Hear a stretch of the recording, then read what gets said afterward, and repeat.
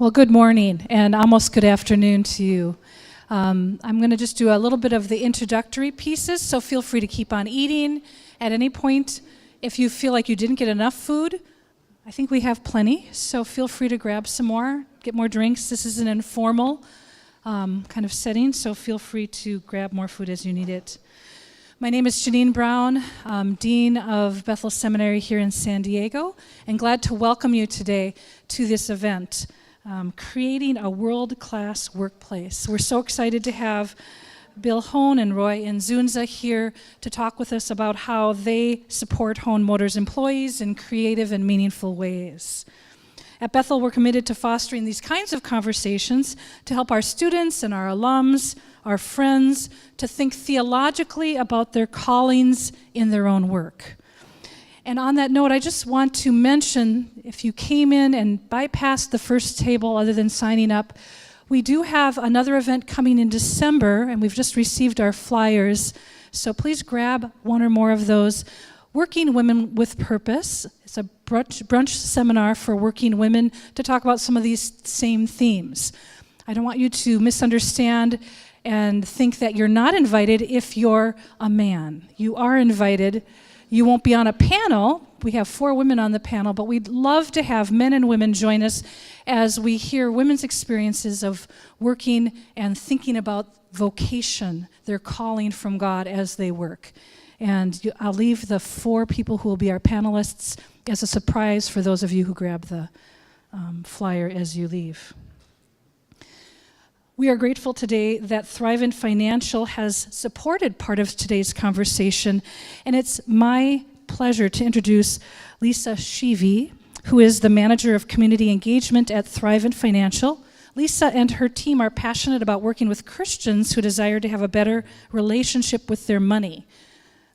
That was language she gave me, and I thought, I could probably use a better relationship with my money. I figured that one out. And then to protect the ones they love. So Thrivent Financial is a Fortune 300 company that has been around for about 112 years and currently serve over 2.3 million Christians nationwide. So Lisa, please come and introduce your associates who are with us today. We're so grateful for your support of this event. Thanks, Lisa.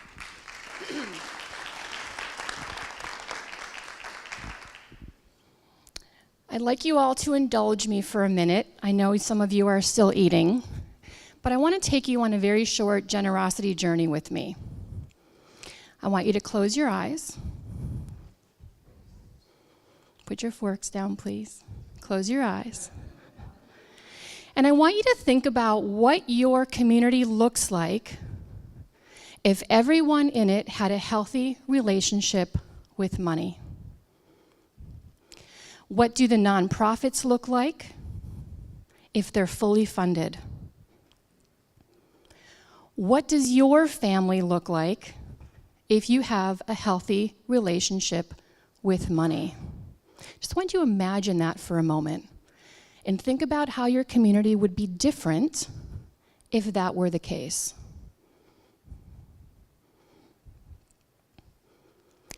Go ahead and open your eyes. Saw a lot of heads nodding. Thank you for putting your forks down for just a few seconds. The CEO of our company, Brad Hewitt, who is a co-writer of the book we gave you today, said that if Christians had a healthy relationship with money, we could change the world. I believe that to be the case, if we did.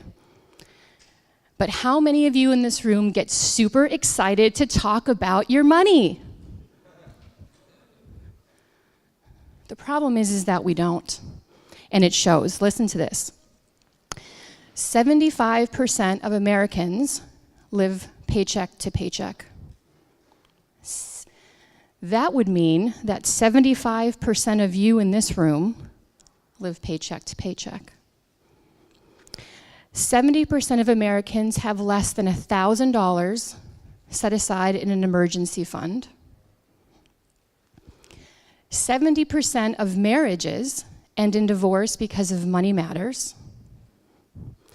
And 70% of Christians cannot afford to give back to their church because they're caught up in consumerism and their lifestyle and can't tithe. We are caught up in consumerism. The last iPhone came out a few weeks ago, this big iPhone X, and I can almost guarantee you that most people who went out and spent the $600 or $700 or $800 didn't need it, but they wanted it. And they gave up putting money into their retirement account, paying for their life insurance for their loved ones, but they wanted it. When my team travel around the West Division of the country and talk to pastors and business leaders, we hear from them all the time, we are tired of seeing people in our community start a GoFundMe campaign to pay for funeral expenses. Amen. We are tired of having a car wash. We are tired of having this because people didn't plan properly. We are passionate about planning properly. We are an organization of Christians. We are here to help you. And we're really passionate about two things in our company. One is to have any conversation we need to have with you as Christians to help you get on a wise financial journey with your money. Number two, we are also passionate about finding people in the community who want to join our team to be people who work with people to help them be on a wise financial journey with their money. I want to just introduce a few people who are here with me today to put some faces with names. Dave Savage, who is in the purple right there. Wave, Dave. Dave is our recruiting partner in San Diego. If you have an interest or you know someone who has an interest in joining our team, Dave's your guy. And Nicole Pearson, who is giving out the books. Nicole is local here in San Diego, and she's our community engagement leader, and she works on my team to have conversations with ministry leaders, business leaders, pastors who want to know more about who we are as a company. We've only been around 110 years, yet nobody's heard of us. So thank you for allowing us to sponsor part of this event today. Thank you for letting me have a few minutes of your time when you're eating, and thanks again. Back to you. Thank you, Lisa. Keep on eating, and we are going to move to our program, which I know you're very excited to participate in.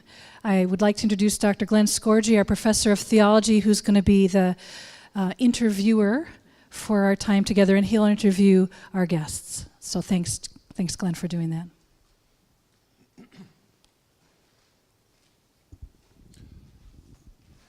Well, Bill and Roy, why don't we all get up there? I think Janine wanted you two on this side here, and I'll just take the end. Great. Sounds good. Please have a seat.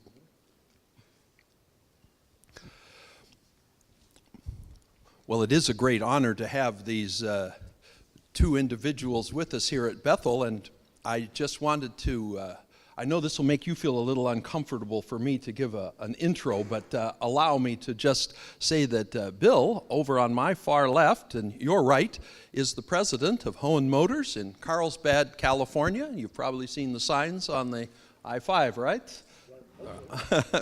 Born and raised in Tennessee, Bill moved to San Diego in 1975 to join his father and brother in the automobile business. Hoehn Motors has been operating for over 80 years, wow, with 4 generations of extended family members. That's quite a run. And today, the company represents, and this is quite a list. I'm impressed as the driver of a 1986 Chevy Nova. Acura, Audi, Buick, Cadillac, GMC, Jaguar, Land Rover, Porsche, and Sprinter, as well as Mercedes-Benz and Honda. Bill is a Stanford grad who studied for a year at Vanderbilt Divinity School. How interesting. And serves on various boards, including the Fuller Foundation and the San Diego YMCA. And last but not least, has taught adult Sunday school for the past 2 decades. So, Bill, that's just a little window into who we have the privilege of being with here. And now, someone I'm a little more familiar with, Roy Inzunza here, has served as the corporate chaplain and staff care consultant at this same Hoehn Motors since 2006. Wow, over a decade there. He provides crisis care, personal growth services, spiritual care, pastoral counseling, and social responsibility management initiatives. That's when you go to the boss and challenge the organization, is it? He's doing it. All right, and you help with that. All right, I got it. Okay. Now, Roy is also the founder of Square Patch, a company that helps employees flourish personally and professionally through corporate culture making, character development, crisis care response, and seeking the common good in the local community. And Roy has a degree, a master's degree from Bethel here, and a certificate in spiritual direction from USD, the University of San Diego, down the road here toward the ocean. We are delighted to have you both with us. And as we begin, there are a few questions that we wanted to get started with. And the first is really an easy one.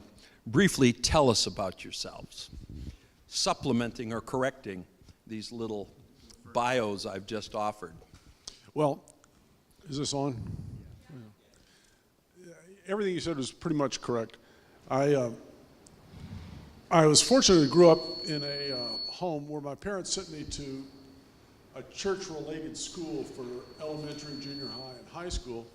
And I always had to take a Bible or religious studies class. And so I had this great foundation of knowledge, which people don't, and especially growing up in Memphis, which is the middle of the Bible Belt, I had this foundation of knowledge that people don't have today. I mean, I know who Abraham, Isaac, and Jacob were.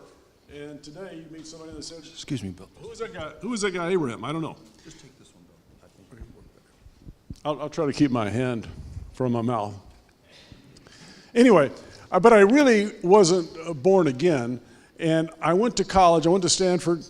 And I got a blind date with a girl who was my neighbor in Memphis that I'd heard about my whole life, but I never knew her. And it was I was home for summer vacation. And I asked her out on a date. And she said, well, I'm going to a Bible study on Wednesday night. If you take me to this Bible study, then we'll go out and play miniature golf afterwards. And I said, that's a pretty steep price for a date. But I went, and I'll never forget, it was in a person's home, and all these young people sat around the table except for me. I sat in the corner with a newspaper waiting for the Bible study to be over, and they were studying Romans. And I thought I knew a lot about biblical knowledge, but I could overhear their conversation, and I did not understand one word that was going on. But these were all Young Life people, and I had not grown up in Young Life.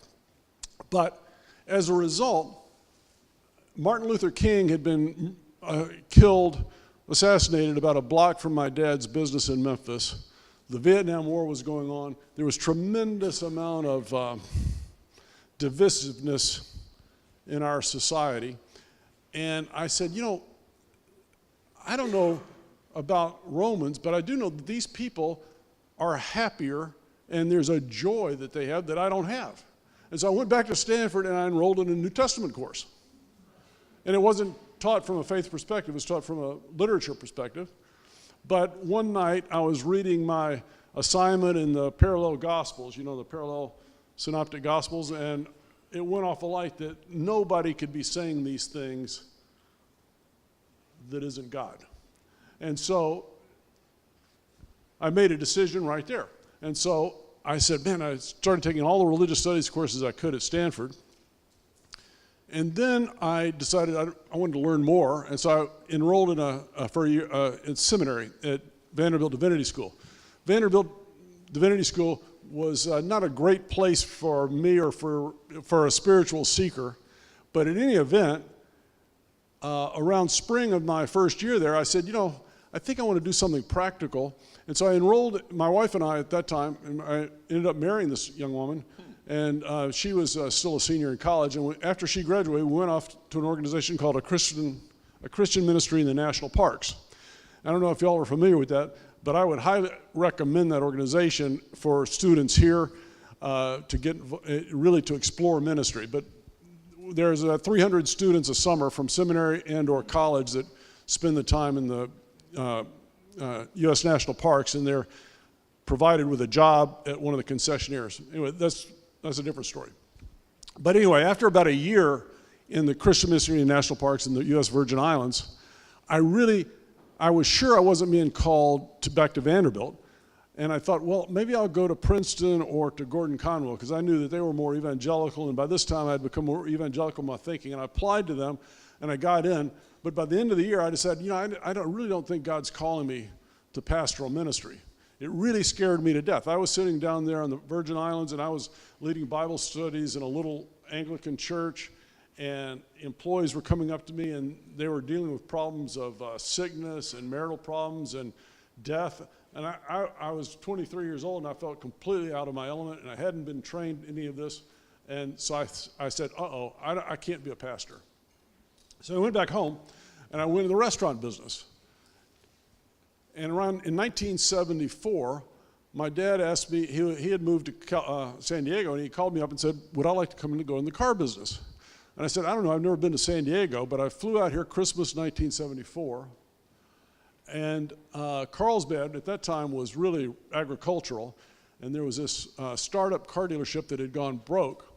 And my dad came out of retirement and bought it and said he'd give me double as much money as I was making in the restaurant business if I came out and went into business with him. I said, well, that sounds like a pretty good deal. And my wife was a first grade teacher. We went home, finished her year in school, and then we moved out here. And we've been here ever since, and it was a real blessing. Since that time, I've been and I would say a very active lay person for all that time, and active, most of those years I've been a Presbyterian, and I have been teaching adult Sunday school for maybe 25 years. Right now I'm teaching a course on the life of David. So what else was I going to say? Oh, I am on the board at Fuller Seminary, as well as I was on the board of their foundation, but now I'm on the board of the seminary. So I'm very familiar with the challenges facing theological education today. So my empathy and sympathy and prayers are with you. Thank you. Roy, do you want to have anything to add? Thank you, Bill. Well, first of all, I'm super grateful for the invitation to be here. I feel like really honored and humbled to be back at my seminary where I was for about 7 years, and so grateful to see Dr. Strauss and you, Dr. Scorgie, and Natalie and Janine and Dr. Motz and Dr. Rowe. Yeah, so it's really good to be back here. And really grateful for you, Bill, that you'd be willing to do this, because we're like two peas in a pod, man. You can't separate us now. You're stuck with me, man. So do they have tenure at Hoehn? Is that it? I don't. Do I get tenure? If I give him tenure, he's going to be asking for a sabbatical. Speaking of. Well, maybe that's a good. Were you going to say anything more about yourself? Well, yeah, just a couple of things that I think are important for you to know. I was actually born in LA County. I was born in East LA, and was raised in North Orange County in a town called Fullerton. And my parents immigrated when my mom was, I think she was like 4 or 5, and lived in East LA, and my dad when he was in his 20s. So I always tell people that I'm tricultural, right? I'm Latino, I'm American, and I'm church, right? I grew up in a Pentecostal, charismatic Latino church, and I always joke around and tell folks that we were a bunch of Hispanics trying to be African American playing shout music. So we'd have hour-long worship services, and the only plus is that we also did Latin music. And so if you've never been to a Pentecostal Latino church and you need some exercise and some cardio, you better get ready. Theologically, I left my Pentecostal roots, but I still have charismatic roots in me. And I feel like I'm kind of a mutt now. Can I call myself a Orthodox mutt? I try to glean from Neo-Reformed, Anabaptist, Catholic, Pentecostal still, and so I think that's just important for you to know with how I approach the work. And my family and I go to North Coast Calvary. I've been married for 15 years. I got 2 boys, Christopher and David. They're my life. And my wife and I lead worship at church periodically. She is a feisty 5'1" Latina who has the voice of an angel. She's a great singer, and I've been doing music with her since I was 12. So we've known each other for a long time. And I graduated here. I'm a current doctorate of ministry student at Fuller. I'm still trying to work out what my focus is going to be. And I'm a musician, and just grateful to be here. Well, we're grateful that you're both here as well. And the next question, perhaps, that all of us are asking is, when did your relationship and collaboration, the two of you, begin, and how did that come about? In the early 90s, I was involved primarily raising money for a Presbyterian church plant in San Marcos. And the church had enough money, we raised enough money to get it off the ground and call a pastor.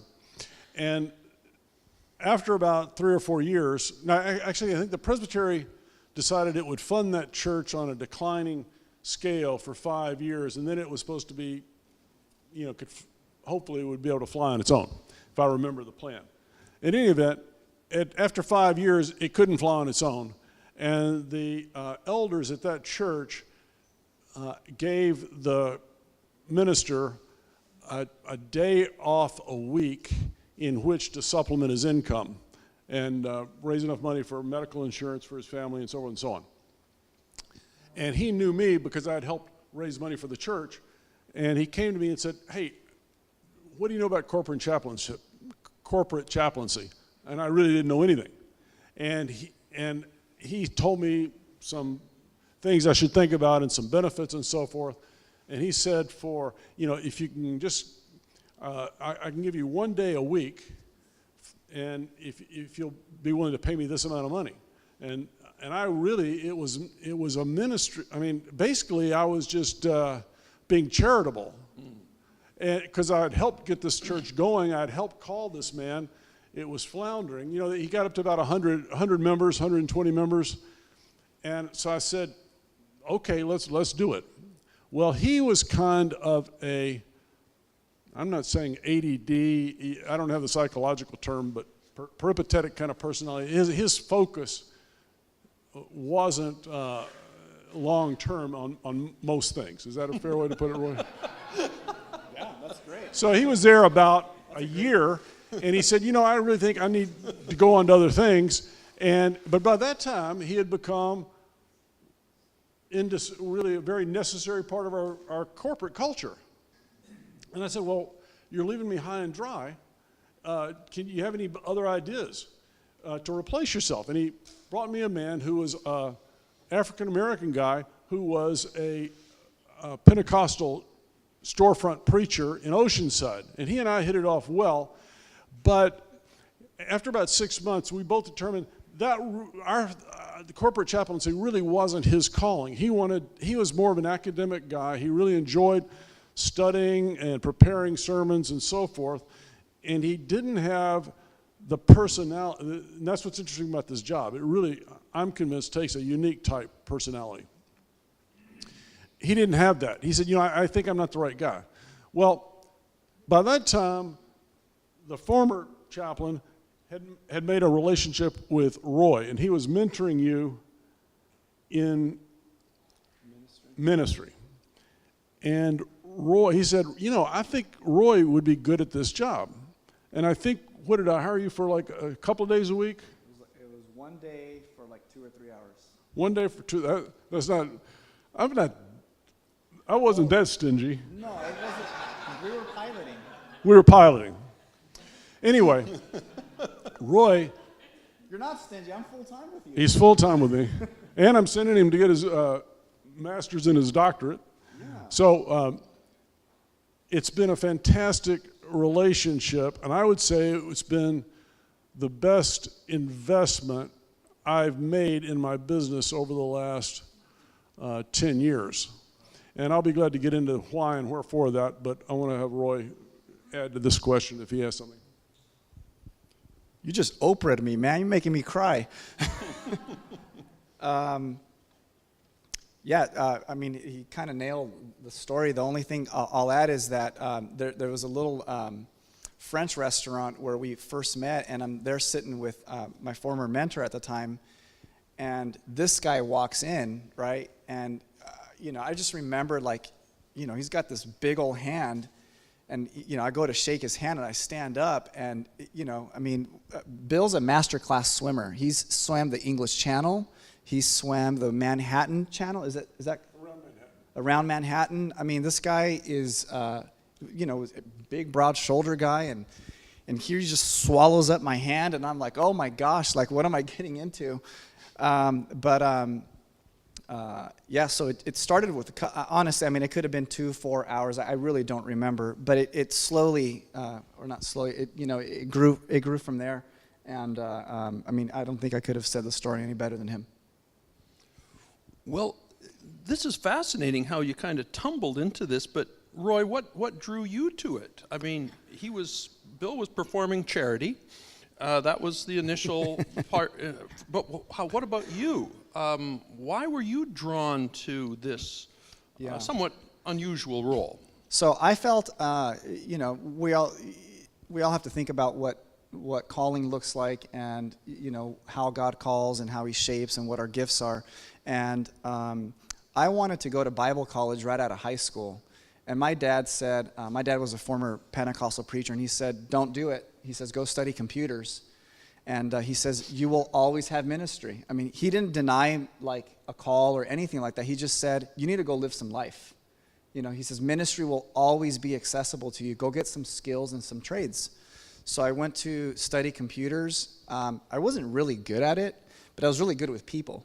And so I did a lot of liaison work between programmers, customers, and business departments for what their specs or needs were. So I was working for a couple of Fortune 100 companies, and in my mid-20s, I'm now married. I'm coming home and from work, and my wife's just like, you look depressed, every time, you're coming home, what's going on? And I was just like, this feels empty to me. It doesn't feel like it's not connecting, there's something more, that's happening in my life. So anyways, at that time, I was getting mentored by this former mentor, and he said, hey, I got this idea, and I think you'd be great at it. Now, I had no formal training. Okay, I was always volunteering at church. I grew up in church. I knew the rhythms in church. I had a vibrant relationship with Jesus. I felt a call in my life, but here I am, a systems analyst working at a Fortune 100 company, and I love Jesus, and I feel like there's more for my life, but I don't know what that looks like. When I got introduced to this, the way that my mentor framed it was, look, you're really comfortable in the business world. You love Jesus. I will guide you through this, right? So I needed a challenge at that time in my life, and I wanted to make a transition into ministry, and that was the opportunity that was presenting itself to me. I will say that when I started touring, I took a tour of our flagship store, the Mercedes-Benz store. That's where our business office is, accounting, payroll, HR, all that stuff, bills there, and I was walking up the stairwell, and I had a real Pentecostal charismatic moment. I got to you go up like this, and then you turn around and you go up. There's 2 pictures that hang on this wall right as you're making this turn, and I sense the Lord, and I'm going to be bold to say this now. I really sense the Holy Spirit say, this is going to be your home. And I was kind of taken by it. I know Presbyterians don't, they don't fly charismatic, but it really, it was, and when I've talked to other people that experience things like that, it's usually when you feel or you have a deep intuition or sense, from the Spirit like that, one, it could be that you're going into some really challenging times, And so you really need to know that God's called you into a certain situation, right? And so I really felt this deep sense like this is going to be my home. And I think coupled with the opportunity, the challenge where I was in life, I just thought I have to do this. This is going to scratch that itch. Yeah. Well, I would just say that I think there are a lot of people in the non-charismatic church traditions who also have these powerful encounters that confirm their vocations as well. So that's pretty ecumenical too, right? But Bill, did you want to add something to that? Yeah, I wanted to say that I want to talk about two things. One is not everybody is equipped to do what Roy does, personality-wise. I'm personally not. That's why I'm so grateful for him, because I feel like he can be an extension of what I would like to do, what I know needs to be done, if God had given me that personality. But the key, one key is that he really loves people. Number two, he has a unique ability to get someone to feel comfortable or to like him within about 2 minutes. And I'm very aware I don't have that, and I'm very aware when I see him, that's a really neat gift. He's also unique, or he's also equipped in that he's very comfortable cross-ethnic lines, cross-generational lines, cross socioeconomic lines. And so that's a unique personality. In addition, he is high energy level, and in my opinion, he is very concerned with working out his own faith with fear and trembling. He takes his responsibility, his faith, the gift God has given him, and he's really working at it. And that's a really a joy to see, because a lot of people, I know in my Sunday school class, they're kind of, weekdays they do what they do, and then the weekends is for church. But Roy's really working at his faith, and he wants to reach people with the good news, not necessarily in a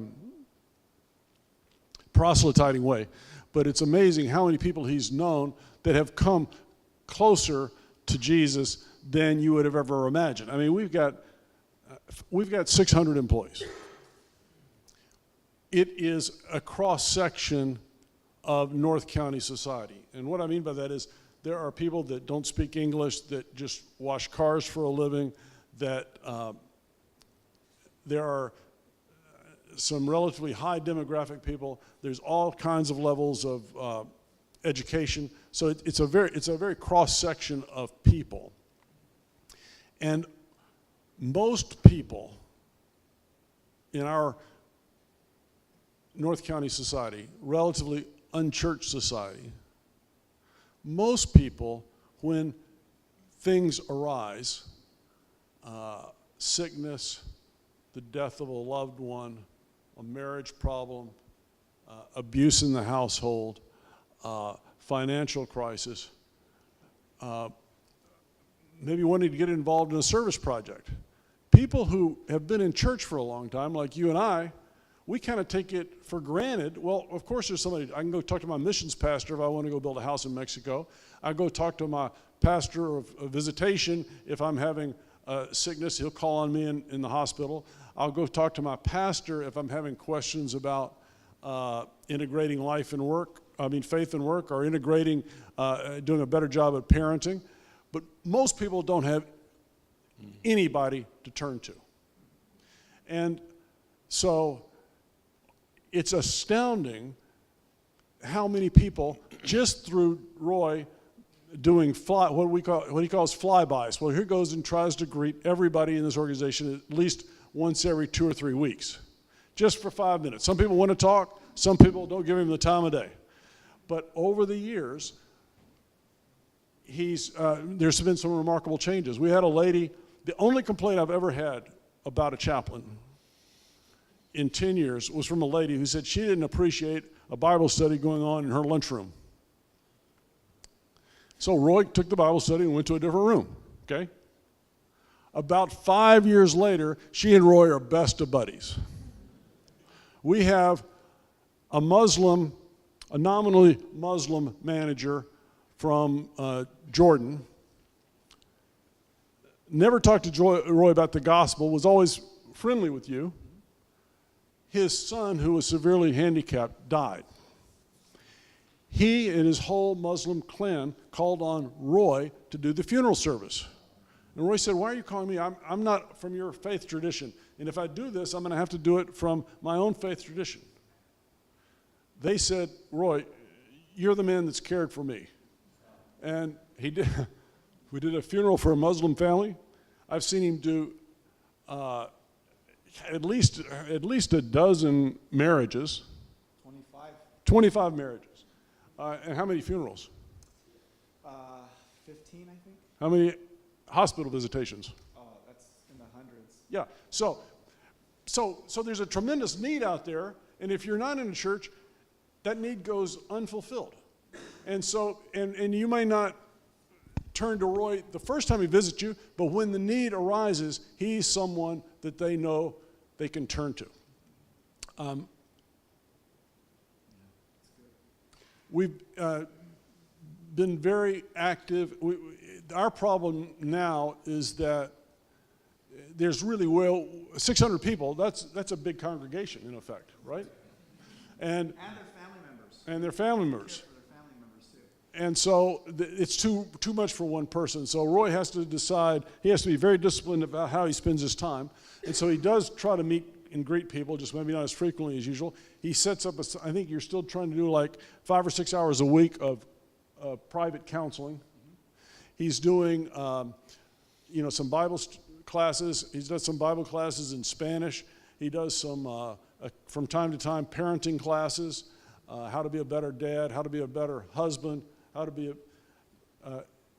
you haven't done any women's ones, and that's because, I think there's a real room, since about 40% of our workforce is female. I think there are probably women who would feel more comfortable having a woman to go to for counseling. I understand that.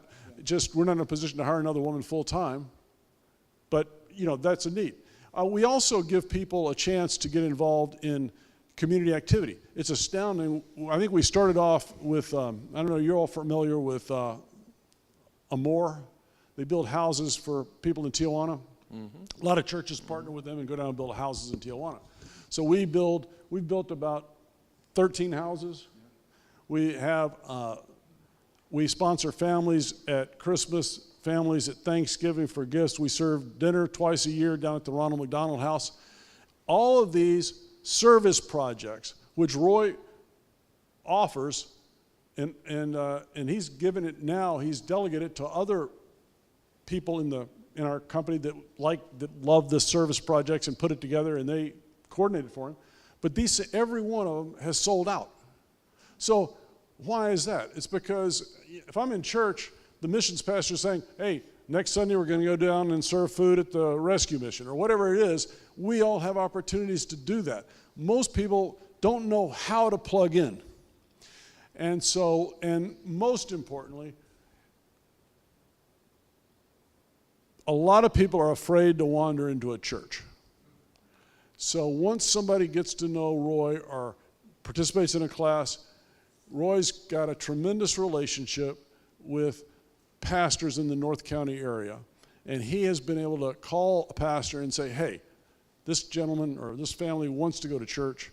Can you give him a call?" So he introduces people to a church that he thinks would be appropriate for him geographically, socioeconomically, or whatever. Is that fair? So you see, there's a tremendous need, and it's just unfortunate that there aren't more people doing this. Thanks, Bill. Well, don't want to interrupt if you want to add something to that, Roy, but thank you, Bill, for sharing that. Just a number of impressions. One is the value of longevity in a ministry. by you supporting Roy and Roy hanging in there for these years, you've overcome some of that initial suspicion and distancing, and that's marvelous. I also can't help but think we're all pretty impressed by your humility, Bill, in recognizing gifts in someone else that you don't have and having the wisdom to support them and empower them to do their work. And this is must feel very affirming to have your supervisor share in such glowing terms your work, Roy. Even though you've earned it, it's nice to hear. I hope it's being recorded so I can replay it. Yeah, that's, well, one of the things I, maybe as a transition here, work with purpose is really got on its heart how meaning and calling and service to Christ can be infused into work and workplaces that we don't normally associate with the church.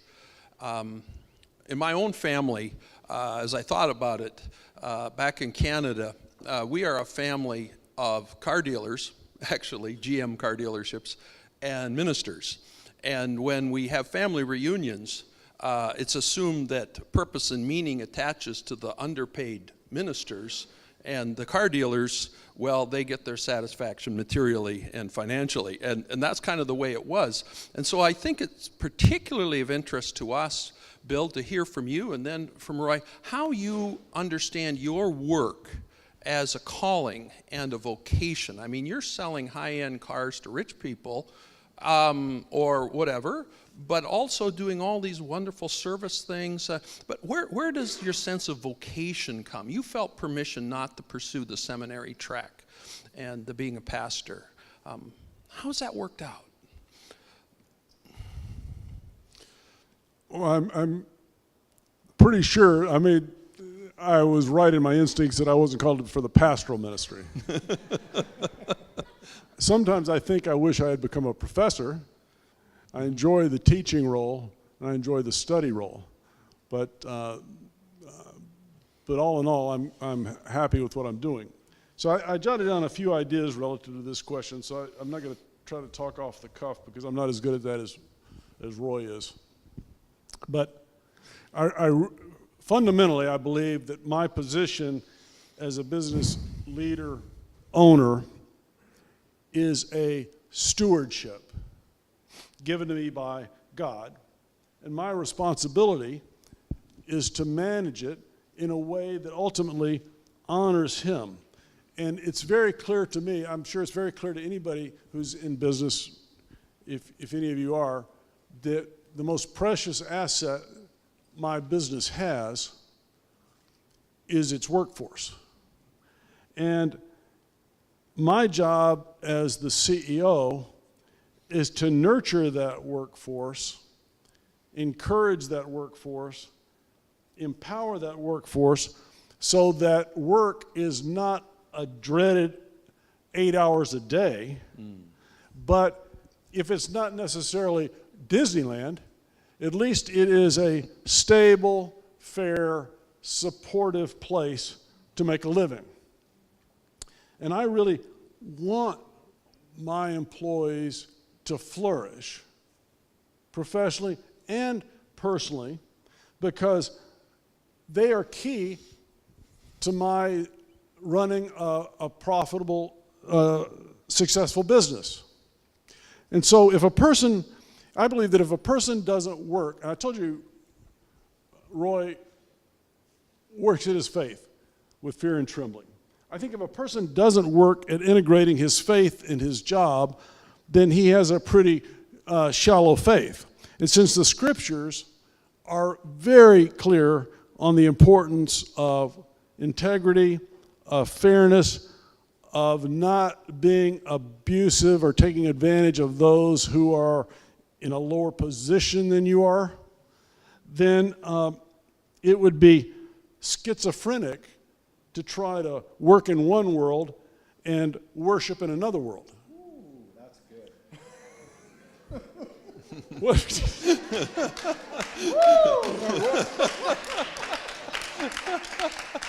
That's all I've read, by the way. I don't read.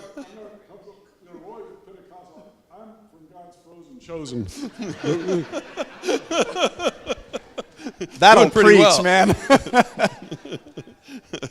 It's a tradition of pulpiteers, though, Bill. Yeah. Yeah. Thank you for that. Go ahead, Roy. We want to hear from you, too. So as far as so the question is like, how do I see my vocation? How do you frame your work as calling? Yeah. How do I frame my? Let's see. I actually wrote some notes down, Bill. So I'm not trying to do this off the cuff either. You're influencing me. I would say that I'm going to borrow Stephen Garber's phrase that work is integral, not incidental, to the mission of God. I would say that I have this deep ingrained impulse to be a missionary. My dad, his first pastorate was in Idaho, in Blackfoot and Pocatello, and my mom said that he would come home without shoes, without jacket, without sweater, because he was constantly giving everything away. And so I think like a good motto for my dad and I is that we know no stranger. I mean, I really did get the 2-minute connection from my dad. We can work a room. We can go through a room and we can get to know everybody. We can look them in the eye and truly care for them. And my dad's favorite passage is John 3:16. He is at heart an evangelist and a missionary. And so I think my vocation, when I started to do this job, I knew nothing about what corporate chaplaincy was. I looked up online. I saw that there was a couple of organizations that did this in the Bible Belt, and I thought, well, they don't have a presence here in Southern California, probably for a myriad of reasons.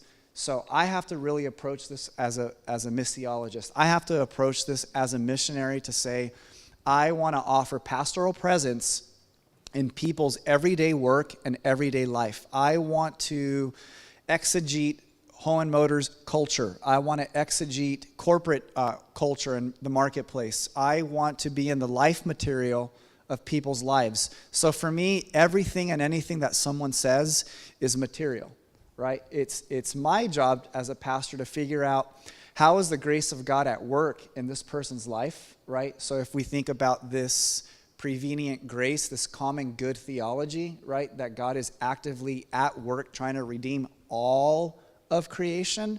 As a missionary, I'm thinking God's presence is active at Hoehn Motors prior to me being there.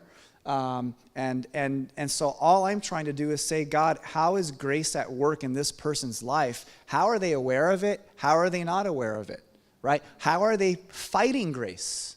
How are they fighting goodness? What does it look like for them to push this away, right? Or to want to be open and to receive it. So for me, like vocation's very much formed by this sense of Jesus as shepherd, Jesus in the midst of people, in the marketplace, outside the church walls, so to speak, but always with an aim of seeing him glorified, and then and seeing people connected to this mysterious and beautiful and broken body of Christ, right? That I really believe we thrive, we flourish when we're connected to God's grace and to each other in this beautiful body of Christ. And so those are some of the things that I try to glean from as I'm thinking about vocation in that setting. Well, these really are memorable comments that the two of you have shared about your sense of calling. If I could just loop back, Bill, to your comments about a sense of vocation, and that was, may your tribe increase who see this as stewardship, particularly of your workforce. This is a very powerful vision that you have. I wonder if there's anything you might want to add to just supplement that. How do you fit the work of a car dealership into the kingdom of God, the purposes of God in the world? Is there any connection there that says what we do in helping people acquire affordable transportation is part of kingdom work too, or is it just incidental to the spiritual dynamics that happen in that structure? Yeah, well, I'm not going to say that being a car dealer is necessarily a holy calling. I think it is it could have been, my family happened to have been in the automobile business since the 30s. It could have been some other kind of business. So I don't want to speak specifically about cars, but I do realize that in any business, the customer is the lifeline. And therefore, you have to be a servant of the customer ultimately, one way or another. They have to be satisfied, pleased, in order for you to do business a second time and to have an ongoing business over 80 years. Now, that being said, I really, personally, I'm not saying this is good or bad. I'm saying I personally find more satisfaction in knowing that trying to run an organization that is able to provide a livelihood for, you know, if there's 600 employees, there's probably 2,000 family members, and giving them a place where they can come to work. Like I said, believe that they're going to be treated fairly, reasonably, without being taken advantage of or abused. That gives me more satisfaction, really. I mean, every day when I'm out at a cocktail party, people come to me and says, "Man, I got some great service. Thank you so much." Well, that's nice. I mean, it is nice, and that's how I live. But what I really get personal satisfaction about is by building the team that provides that, and giving them the motivation to provide that, and giving them the confidence that they do have a career and a way to make a living. So does that make sense? Oh, that's very, very helpful. You've turned this business orientation into something that's about people. And that's certainly consistent with loving our neighbor as Christians. So I really appreciate that. Just wanted to give the group a heads up that this has probably stimulated a number of questions in your mind. And according to the schedule that Janine has suggested, in maybe 10 or 12 minutes, we'll transition to Q&A with you and give you a chance. So you could be thinking about questions you may want to pose to Roy and Bill. But as we move toward the top of the hour, one of the questions here is to both of you, and that is, how does your relationship with God inform or impact what you do on a day-to-day basis? We're looking for really very concrete help here in understanding how your personal spirituality is a factor in what goes on a day-to-day basis. So if you have any thoughts about that, we'd appreciate it. You want Bill to go first? Either one. Yeah. Well, I mean, I think I'm talking to a bunch of seminary students and professors, right? I mean, this is what we live for. This is why we're here. We believe in John 15, right? That's what I'm praying through. I remain in Him, right? As the Father does, so we do, right? So, you know, the whole language of spiritual formation. I mean, I'm a disciple of Jesus. You know, I mean, I don't have to tell you guys that. You guys know that stuff, but I really believe it. You know, and I want to deeply be ingrained in that my pulse for any of the work that I'm doing is I'm truly trying to see what the Father is doing, and I want to be about His business. So I love that Jesus uses that word, right? I'm about the Father's business, right? And so here I am in a business arena, and I'm saying, Father, what is your business all about? You know? So I'm truly trying to hear how the Spirit of God is at work, and I'm just trying to join that as best as I can. I mean, practically for me, I practice Sabbath as best as I can. I practice silence and solitude, and And that's really hard for someone like me that's an extrovert, you know. But I find that we really get to know God first in our silence. It's not in my words. It's not in my activity or my doing. It's in my silence that I really get to know the great I am. And I really do believe that. And I practice that as best as I can on a daily basis. Silence and solitude is really near and dear to my heart. Centering prayer, stilling my heart so I can listen. If I can't listen to God, I have no business trying to listen to other people. If I can't shut up, people don't say, Chaplain, thanks for talking. They say, Chaplain, thanks for, right? I mean, how many, what's that? They say thanks for talking with me. Yeah. Yeah, I mean, thanks for listening. Thanks for journeying with me. Thanks for walking with me. Thanks for being there for me, right? It's not my language per se. It's my posture of listening. And I can only develop that posture when I'm doing that with God in silence with him, right? So when I shut up, I can listen, I can hear, I can take on his heart. So practically, that's what I'm doing. I live really close to the San Luis Rey Mission. I ride my bike there. I park it. I'm on the premises for a few hours, listening, praying, discerning. It is not Bible study time. It is Lectio Divina. It's prayer of examen. Literally the things that you're learning here, or the things that you've learned, they're great tools, and they've been around for a while. So we're trying to use them. I think the other thing is that I've learned, and this has been a lot more concrete in the last 3 years, is that I deeply need community.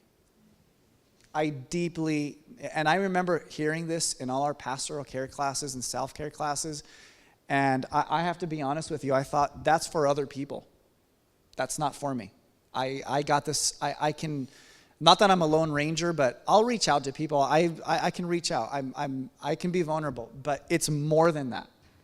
It's literally I have 3 or 4 guys in my life that I am very intentional about connecting with to say, I feel burned out.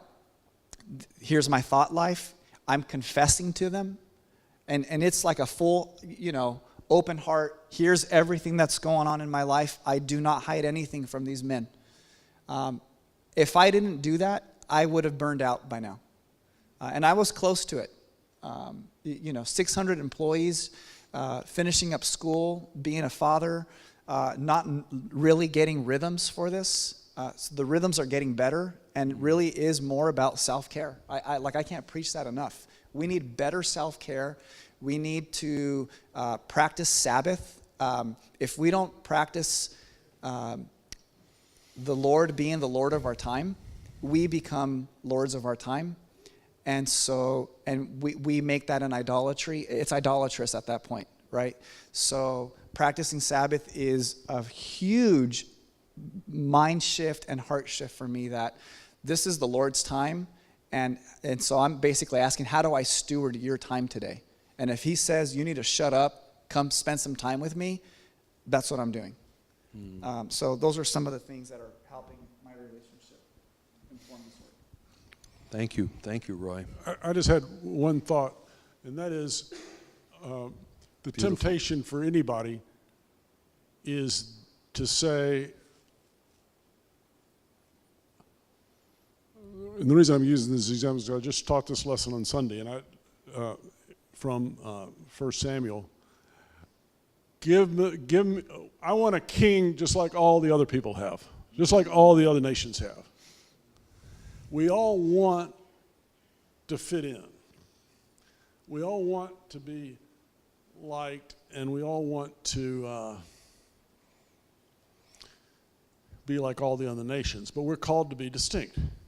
And so the one observation I'd like to make is one of the challenges I have, and I'm sure all Christians in any walk of life have, but especially in business, is to be aware of those situations Because I'm in a very materialistic business. Like you're saying, I mean, cars. So what could be more materialistic than selling Porsches? That was pretty materialistic. But trying to be aware of those situations where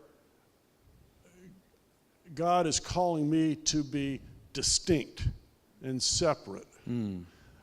For example, someone comes in and they've got a 15-year-old car and the engine's blown and they need a $3,000 repair to make the thing worth.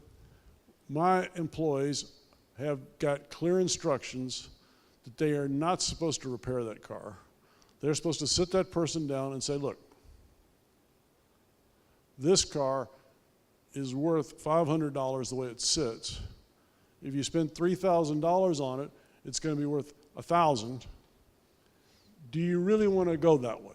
I mean, sure, we'd like to do the work, but it's not in your best interest to do that. And then let them make a decision. But we have to be vigilant, or I have to be vigilant that when these that's just a small example, but times arise all the time where we can either fit it and go with the flow, or we have to be called to be distinct and to operate according to our faith and the teachings we've learned through the scriptures. And I think all of us face that challenge, but in business in particular, a Christian businessman has to deal with that. Does that make sense?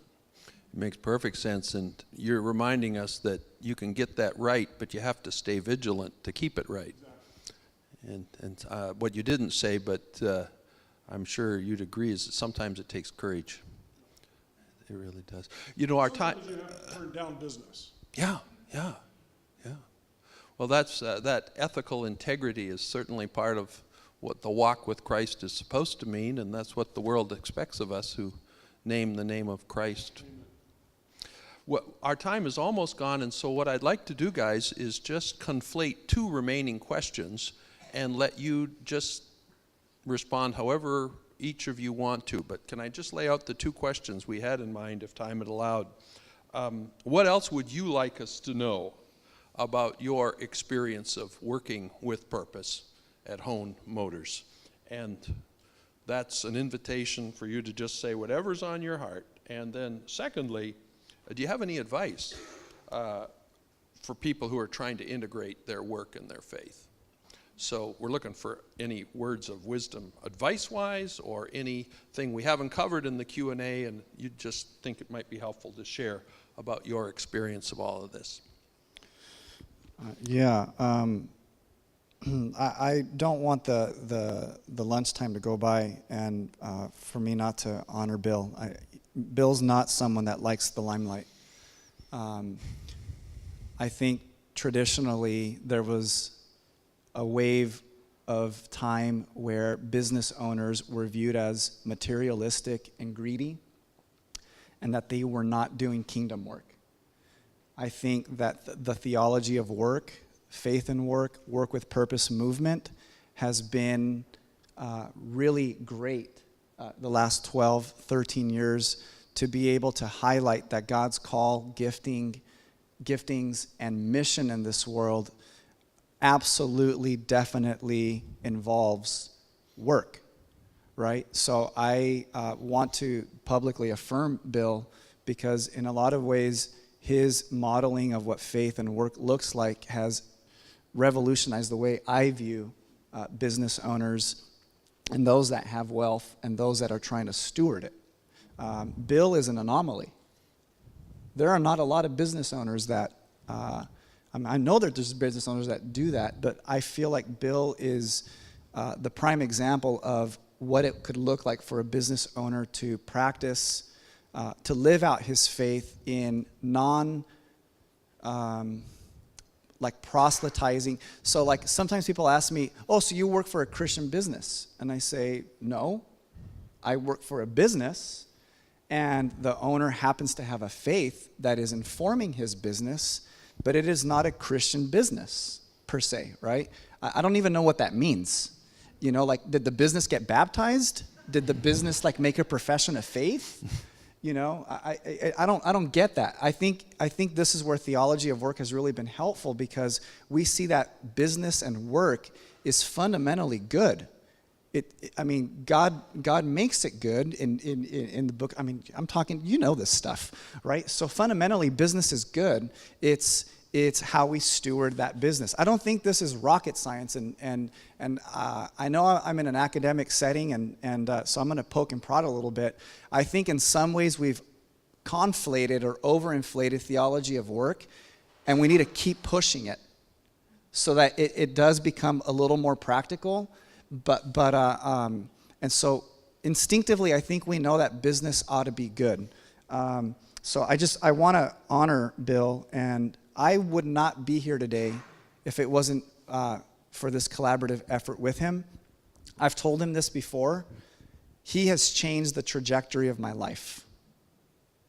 I'll give the 30-second snippet. My dad, while he started off as a Pentecostal preacher, ended up in prison. My dad was loosely connected to some really big narcotics and drug trafficking situations. There was a lot of abuse in the home, a lot of drinking. I would wake up at 3 a.m. to piles of cocaine on the dinner table. My dad was in and out of prison. I should not be here doing this. I shouldn't be a master's graduate. I shouldn't have a doctorate. Somehow God's grace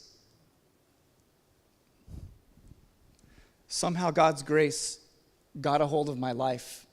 And to be partnering with someone like Bill, this is a miracle. I mean, for him to trust me, for him to, I see this as a partnership. I'm not the sole chaplain at Hoehn Motors. I'm trying to hear his heartbeat and trying to translate what that might look like. I'm trying to take on his values of, my life is filled with more integrity. It's filled with more giving because of him, right? So this has been like 2 peas in a pod type thing, where I think we need more pastors viewing their lay people and business owners not so much as what they can get from them, but teach how are you approaching life and faith and work, right? So we need many more pastors taking on this posture of how do we collaborate together. So the only other thing I would say as a takeaway is I'm going to read something that again, someone that Bill introduced me to. He was a Fuller PhD student. My life is a lot better because of this man. His name's Corey Wilson. He's now at Bethel Seminary, and he did his dissertation on theology of work. And this is what he writes, and this is kind of what I'm trying to work through. This is a little more academic. Although experiences of work vary between people, there are 3 broad categories that are a useful heuristic tool for understanding the role that work plays in a person's life and for discerning their view of the good life. Number 1, instrumental. Work is instrumental. Work is a means to a greater end, whether it be financial, vocational, for oneself or another person, right, or group. Number 2, relational. Work provides a means of relational fulfillment, the sense of connectedness, community. It is not good for man to be alone type of language and theology. Number 3, ontological or aesthetic. Work is pursued for its own intrinsic value and benefit. I'm trying to wrap my mind around those kinds of things as I exegete the culture, the people, and trying to meet the people where they are with their vernacular theology, right? Everyone has a theology. You taught me that, right? Everyone has an implicit theology. And so my work is to say, why is it that you think like that? What's informed you? What shaped you? How is it that you've gone to where to believe what you've believed, whether I agree or disagree with it, right?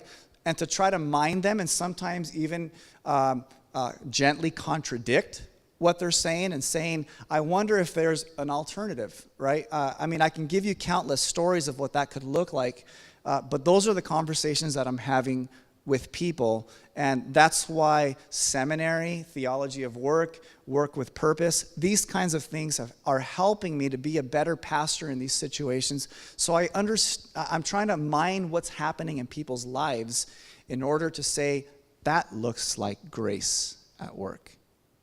That looks like you have a longing for God. Can you share more about that? Right? And it's a very slow process.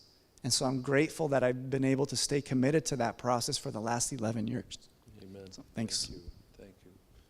Bill, we'll give you the last word before we go to the Q&A. I'll be very brief. The one thing that interests me, being in a seminary where the full-time equivalence, has been declining for some time. Full-time equivalent students has been declining for some time.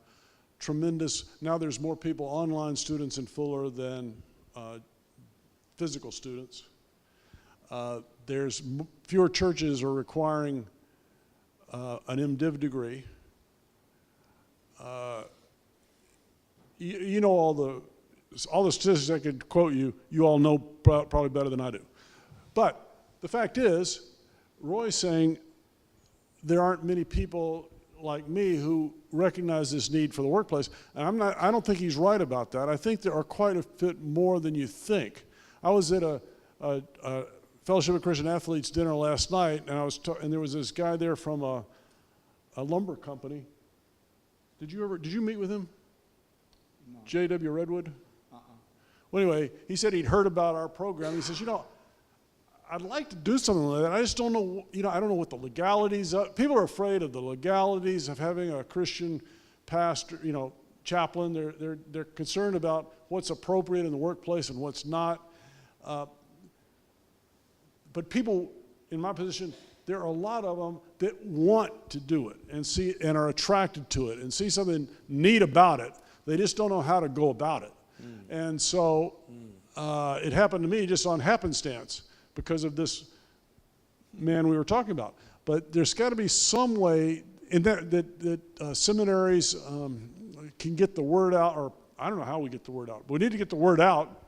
And then seminaries are in a perfect place to give certificates in corporate chaplaincy. You don't have to get an MDiv degree. You don't necessarily need to take Greek and Hebrew.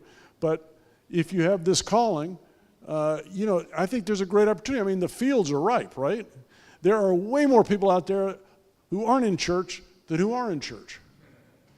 And so, I'm optimistic about it. I don't necessarily feel called to be the evangelist for it, but I do see the need, and I'd like to help push the cause. Well, I think even though we're going to go to questions right away, we can have at least a penultimate applause for these amazing brothers. Well done, guys. No, you stay there. I'm sorry.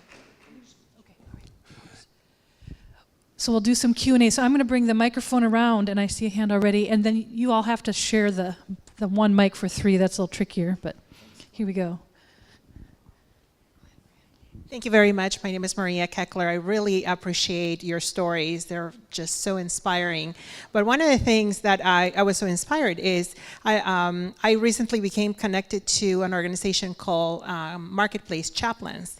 And they have been around for some 30 years. But one of the things that I wanted to ask you is, do you find that, well, you kind of alluded to that other organizations want to do that. But what would you say to organizations that are a little bit leery about, you mentioned the legalities from your perspective? So practically what we've done at Hoehn Motors is that I'm not an employee there. I'm a contractor, and that's why I had to create a shell company called Square Patch. And so it's a for-profit S Corp, right? And so I bill Hoehn Motors on a monthly basis. I have a contract with them, and so that protects Hoehn Motors from a liability perspective. If they get sued for malpractice on my part, then it comes out of my own so I have to pay for my own liability insurance. I have certain company expenses that I have to take care of, and so it's created this this distance and this healthy boundary from that perspective.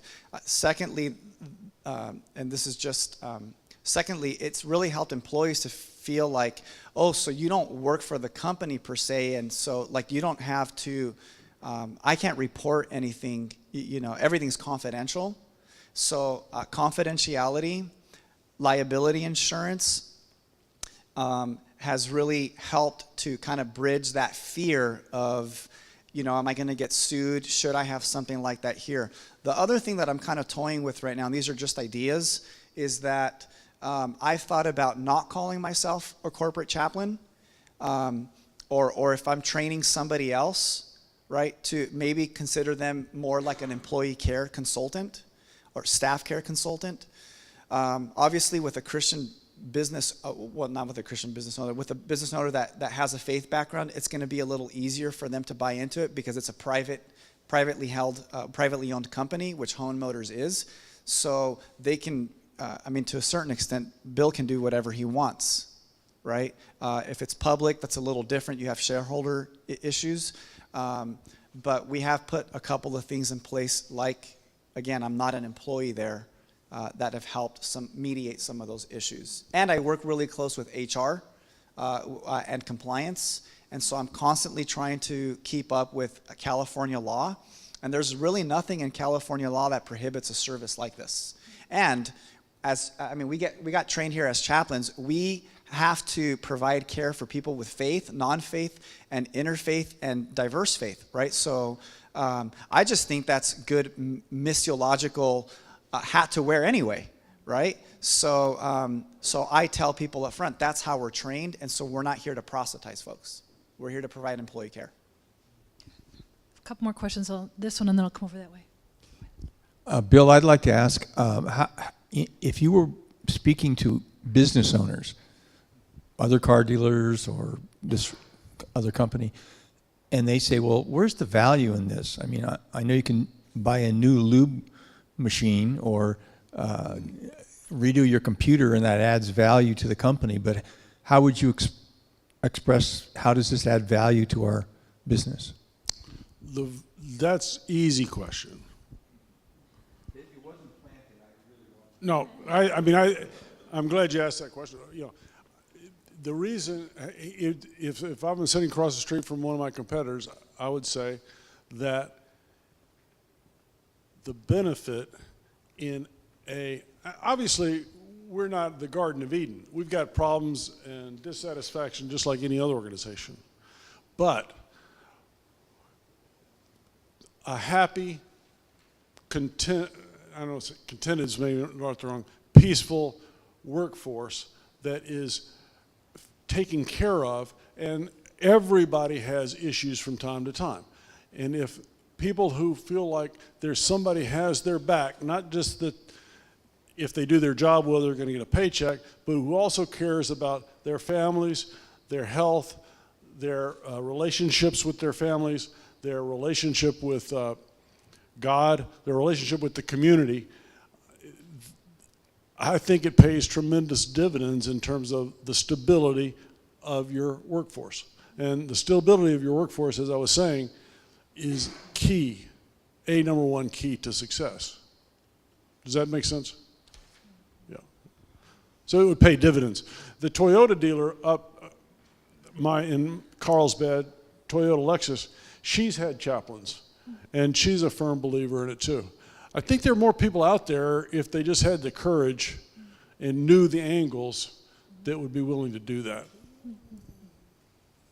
Have another question here?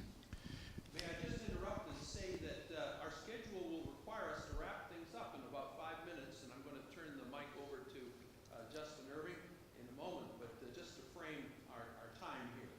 Go ahead. Glenn, I have a question. What is your official title?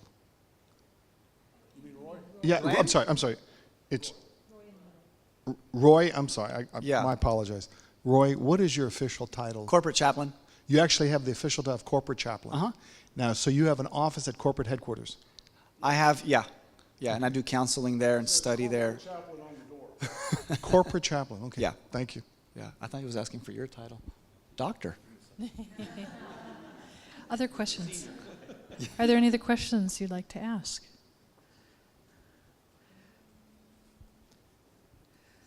Oh, there is one. I'm sorry. Good afternoon. I'm Cherie Phillips, a student of the MHC program, and I was just wondering, how would someone like me get involved with whatever it is that you, well, not whatever it is, but what you guys are doing? I know it's like very broad, so how would I plug in should I desire to? So part of my doctorate right now that I'm working on is to have a philosophy of ministry for this work so I can train other folks to do this. I mean, ultimately, I would love to be able to train, empower, equip, develop folks like you to do stuff like this. And if Bill would let me, probably be able to spread this out to other companies here in San Diego. I'd love to see more business owners thinking about this kind of stuff, and more people like yourself, especially women, right? Especially women. We need, this is the wave of women right now. I mean, women are, they're going to run the workforce. Yeah, I don't really have an answer to you, except for the fact that from time to time, someone asks me about it, and then from time to time, somebody asks Roy. So it's a matter of networking, I think. And now you've been approached by like a 3,000 farm worker farm in Central California for some advice. Salinas and this J&W Redwood here in town. I heard that they would like to hear what it's about because they'd like to look into it. There was another company you were working with. So Christian Brothers has a chaplain now that I help to mentor and I provide some care for. JW Resource has a woman that they hired, and she's serving there, and we get together once a month and do some training and some talking and share some best practices. So and it's definitely in grassroots shape and form. Yeah. But I think if anybody has any interest in doing this, I'm really happy to share. I mean, I'm not hoarding any of this. And I would love to connect with other business owners and see it spread. Yeah. It would be wonderful if we could think in the future about internships through your corporation and thinking about how students might train with you and with others, and love to see that grow as well. Yeah. That wasn't a question, sorry. Yeah. I'm saying yes, let's do it. Yes, okay. Well, I think you'd agree with me that this has been an exceptionally rich panel with two very passionate and articulate panelists. And we are grateful not only for this moment with you, but for the pioneering work that you're doing. And it is very obvious that you're doing it together. And that's very significant. I'd like to hand the mic over to Justin, who's one of our co-deans, not a medication, but a leadership position. There you go. Thank you, brother. Yeah, thank you. Well, what a joy it's been to hear from Bill and Roy. We're so thankful that you were willing to invest in us. And as you're listening to their stories, as you've been listening to them, there can be a tendency at times for us to default back to what we view as full-time ministry. We think, oh, Roy is in full-time ministry, but Bill's not. But these gentlemen both are in full-time ministry, and they are stewarding their vocational opportunities from a kingdom perspective. And that's what Work with Purpose is all about, affirming Bill's ministry that he's invested in, and affirming Roy's ministry that he's invested in. So thank you so much for being with us. We're very, very grateful.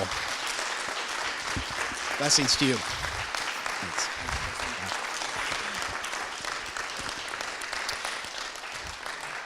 And as we conclude, I just want to say two more items. One, again, to affirm our gratitude to the Thrivent team and all that you've done to support this event. We're very, very grateful. Work with Purpose is about having a right relationship from a kingdom perspective with our work, and with our financial resources, and organizations like Thrivent help us to do that. If you've not picked up a copy of your new money mindset, please do that. It is a great resource that'll help you to think biblically about what it means to steward our money well in light of a kingdom perspective. And the final thing is just to emphasize that there are upcoming events for you to get involved with. So Janine had highlighted the event coming up in December. Please come out for that. And we also are continuing in the Work with Purpose initiative to provide online resources as well. One of our recent online seminars, latter part of the summer, highlighted the ministry of Jeff Shue here in San Diego in talking about work and flourishing. And we have another event coming up on November 28th at 9 a.m. that you could participate in terms of an online session highlighting work with purpose in the local church context. So would you join me in just saying a word of thanks in prayer now for Roy and Bill and Glenn and their investing this time. Lord, we are so thankful for your faithfulness in our lives. We're thankful that you give us good work to invest our lives in. We want to be stewards of that, just like Bill called us to think about stewardship in light of our vocation. Bill has modeled that well for us. Roy has modeled that well for us. And I pray that you allow us to take these lessons today and apply it in our vocational context as well. We're grateful for this opportunity. Please continue to affirm this call to work with purpose in our own lives, and may we continue to be a voice calling others to this as well. In Christ's name we pray. Amen. Thanks so much for being here.